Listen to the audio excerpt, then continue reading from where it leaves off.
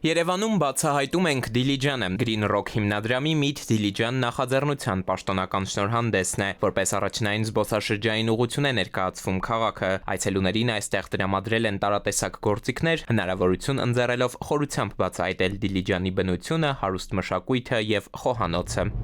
Green Rock հիմնադրամի Meet Dilijan նախաձեռնությունն ուզում է օգնել քաղաքին դառնալու այն ուղղությունը, որը կգրավի ոչ միայն զբոսաշրջիկներին, այլև մշակութային, կրթական ու էկոտուրիզմի սիրահարներին, Դիլիջանը դարձնելով տարածաշրջանում նաև միջազգային մակարդակով ճանաչելի ու ցանկալի զբոսաշրջային գոտի։ Նախաձեռնությունն արդեն հասցրել են ներկայացնել նաև Մոսկվայում եւ Թբիլիսիում։ Мы видим, что Дилижан очень активно развивается. Մենք տեսնում ենք, որ Դիլիջանը վերջին տարիներին շատ ակտիվ զարգանում է։ Այն իսկապես մարդկանց համար շատ հետաքրքիր քաղաք է, սակայն հիմնականում այստեղ գալիս են հանգստանալու։ Կարճաժամկետ туриզմն է քաղաքում զարգացած։ Մենք ընդգծելով Դիլիջանի բոլոր առավելությունները, փորձում ենք անել այնպես, որ մարդիկ այստեղ գան երկար ժամանակով։ Քաղաքի յուրաքանչյուր այցելու կարող է գտնել իր հետաքրքրությունը բավարարող փորձառություն, լինի բնության հետ անմիջական շփումը, տեղական խոհանոցի համտեսը, մշակութային իրադարձությունների մասնակցությունը, թե համայնքի հետ ակտիվ հաղորդակցությունը։ Ընդհանրապես մարզային միջոցառումները եւ հատկապես զբոսաշրջության վերաբերյալ միջոցառումները ես կարծում եմ խիստ կարեւոր են մարզերի զարգացման, համաչափ զարգացման տեսանկյունից